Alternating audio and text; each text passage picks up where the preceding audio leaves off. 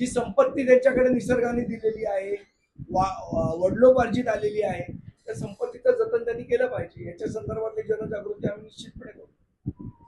होणार असेल तर निश्चितपणे आमचा त्याला महाराष्ट्र नवनिर्माण सेनेचा ठाम विरोध असेल. यासारखे अनेक विषय घेऊन आम्ही यापुढे जाणार आहोत. आज आपण बघतो की परवाच मी मुंबईवरनं कोल्हापूरला गेलो होतो. 1 मेचा दिवस होता. जवळजवळ आम्हाला सकाळी 7ला मुंबईवरनं निघाल्यानंतर मी साधारण महाडला संध्याकाळी 7 वाजता पोहोचलो. जी काय माणगाव, कोलाड आणि तो जो काय रस्ता आहे इंदापूर, त्याची जी दुरावस्था झालेली आहे, अजूनही बायपास तिथे होत नाहीये, अजूनही तो चालू होत नाहीये. सुनील तटकरेंसारखे सर्वात स्वतःला शहाणे समजणारे नेते इथे आहेत. अदिती तटकरेंसारखे मंत्री इथे आहेत. भरत गोगावलेंसारखे नेते आहेत. असं असून आमच्या जिल्ह्याची हालत का आहे आमचा प्रश्न आहे. एक बायपास व्हायला जर एवढे वर्ष लागत असतील तर तटकरे इतके वर्ष काय झक मारतायत इथे रायगडमध्ये, काय करतायत, हा आमचे प्रश्न आहेत. आणि निश्चितपणे या सगळ्या प्रश्नांवर येणाऱ्या काळामध्ये महाराष्ट्र नवनिर्माण सेना उग्र पद्धतीने आंदोलन करताना आपल्याला दिसेल.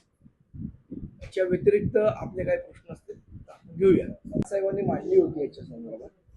जर नाव बदलणार असतील तर मला असं वाटतं दिबा पाटलांचं नाव त्याला द्यावं. आणि जर तुम्ही त्याच टर्मिनल 3 करणार असाल तर छत्रपती शिवाजी महाराजांचं नाव आहेच त्याला. पण संदीपजी, मला असं वाटतं की ज्या तीव्रतेने, इंटेन्सिटीने प्रश्न तुम्ही आम्हाला विचारतायत, आम्ही तर काही सरकारमध्ये नाहीये. मला असं वाटतं एखादा मंत्री जर कधी इथे पत्रकार परिषद घेताना दिसला किंवा जाताना दिसला तर हा प्रश्न त्यांनाही विचारायला तुम्हाला हरकत नाही. वारंवार आंदोलनं केलेली आहेत. ज्या वेळेला मोर्चा निघाला त्या मोर्चातही आम्ही सहभागी होतो. त्यामुळे आमची भूमिका स्पष्ट आहे. भूमिका स्पष्ट करायची खुर्चीत बसलेल्या लोकांनी. संघर्ष करतच महाराष्ट्र नवनिर्माण सेना आतापर्यंत इथपर्यंत पोहोचलेली आहे. आणि यापुढे आमचा संघर्ष या टोलच्या विरुद्ध चालू राहील. टोलला आमचा विरोध नाहीये, पण जर तुम्ही सुविधा देणार नसाल तर टोल कसला घेताय. इथे जर आम्हाला 15-15 तास रस्त्यावर थांबावं लागत असेल, रस्त्याची दुरावस्था असेल, टोल उभा करताना त्याच्या ज्या सवलती द्यायला पाहिजे त्या तुम्ही देत नसाल तर कशाबद्दल टोल तुमचा आहे, आमचा प्रश्न आहे याच्यामध्ये. आणि निश्चितपणे परवा आम्ही आंदोलन केलंय, याच्यापेक्षाही तीव्र आणि उग्र आंदोलन हे महाराष्ट्र नवनिर्माण सेना करेल. आदिती तटकरे एवढ्या मोठ्या मोठ्या गोष्टी करतात, काय करतायत? लोकांचे हाल बघतायत की नाही बघत? का आयुष्यावर फक्त कॉन्ट्रॅक्ट मिळवणं आणि कॉन्ट्रॅक्ट वाजवणं याच गोष्टींसाठी यांना मंत्री केलंय का?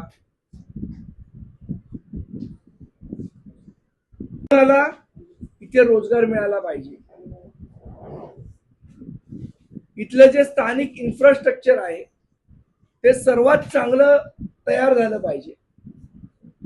आणि सर्वात महत्वाचं म्हणजे परप्रांतातनं लोक आणून आम्हाला इथे विकास नको. इथला जो स्थानिक भूमिपुत्र आहे त्याला घेऊनच हा विकास झाला पाहिजे, ही आमची ठाम भूमिका आहे. आणि त्या दृष्टीने महाराष्ट्र नवनिर्माण सेना याच्या पुढचं काम करेल. जसं जसं आपण काम चालू होईल, मला असं वाटतं या संदर्भातले डिटेल्स, या संदर्भातलं काय काय होणार आहे हे आम्ही आपल्याला देऊ. पण तुर्तास आम्ही इथले जे जिल्हाधिकारी आहेत त्यांना भेटून हा जो विकास होतोय, हा विकास होताना रायगड जिल्ह्याचं पर्यावरण, रायगड जिल्ह्याला जी निसर्गाने मुक्त असताना दिलेली उधळण आहे त्याला कुठेही बाधा न आणता आणि इथल्या स्थानिक भूमिपुत्रांना ह्याच्यातनं लाभ मिळाला पाहिजे, ही भूमिका आम्ही जिल्हाधिकाऱ्यांसमोर मांडणार आहोत. निश्चितपणे आमचे शहराध्यक्ष वगैरे या गोष्टीचा पाठपुरावा करतोय आम्ही. शेवट असा आहे, तुम्ही आतमध्ये असणं आणि बाहेर असणं याच्यामध्ये फरक असतो. सध्या आम्ही आतमध्ये नाही आहोत, पण बाहेर राहून जे करता येणं शक्य आहे ते आम्ही करतो. जो विकास होणार आहे, जे तुम्हाला मी एरिया सांगितला, या सगळ्या ठिकाणी जिथे 3री मुंबई येणार आहे तिथल्या लोकांना आमचे सर्व जिल्हाध्यक्ष, इथले स्थानिक पदाधिकारी गावागावामध्ये जाऊन आम्ही जनजागृती करणार आहोत. की आत्ता तुमच्या जमिनी त्यांना विकू नका. आता एक मोठं षडयंत्र रायगडमध्ये चाललंय, जमिनी विकत घ्यायच्या आणि जेव्हा योजना येईल तेव्हा दाम दुपटीने त्या जमिनी सरकारला विकायच्या, अशा पद्धतीची योजना चालू आहे. त्याला बळी पडू नका. शेतकऱ्यांनी आता जमिनी विकू नका. याच्या संदर्भातली जनजागृती आम्ही गावागावात जाऊन महाराष्ट्र नवनिर्माण सेनेच्या माध्यमातून करणार आहोत. आणि म्हणून मी सांगितलं, आमचे सर्व पदाधिकारी हे जे चिन्नेर गाव जे आहे त्याच्या आजूबाजूला नुसतं, हे बघा लक्षात ठेवा, प्रकल्पासाठी लागणारी जमीन आणि त्याच्यानंतर त्याच्या आजूबाजूची जमीन जी याच्या पुढे डेव्हलप होणार आहे, ती आत्ताच काही परप्रांतीय इथे येत आहेत आणि ते जमिनी विकत घेण्याचा प्रयत्न करतायत, जेणेकरून पुढे त्याची किंमत वाढेल. तर आमची इथल्या लोकांना विनंती आहे, आपल्या माध्यमातून आहे, आपण ही गोष्ट आपल्या वर्तमानपत्रात असेल, आपल्या चॅनलच्या माध्यमातून लोकांपर्यंत न्यावी. आमचेही लोक गावागावात जातील. आम्ही या संदर्भातले बॅनर्स लावू तिकडे की तुमच्या जमिनी आत्ता कोणालाही विकू नका, ही आमची त्यांना विनंती आहे.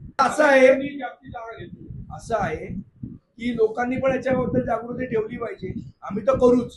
शेवट जमिनी काय आमच्या मालकीची नाही आणि घटनेने प्रत्येकाची जमीन प्रत्येकाला विकायचा अधिकार दिलाय. आम्ही जनजागृती करू शकतो, जबरदस्ती तर नाही करू शकत. पण आम्ही कायदेशीर भूमिका याच्या संदर्भात घेतलेली आहे. आता सरकार डोळ्यावर पट्टी बांधून बसलेलं आहे. परवा मला वाटतं सन्माननीय राजसाहेबांनी पण सांगितलेलं की सरकारला जर फरकच पडत नसेल तर मला असं वाटतं ही अत्यंत भयावह परिस्थिती आहे. पंतप्रधानांनी कोणालाही उत्तर देता निघून जातात, तसं सरकारने तरी जाऊ नये अशी आमची अपेक्षा आहे.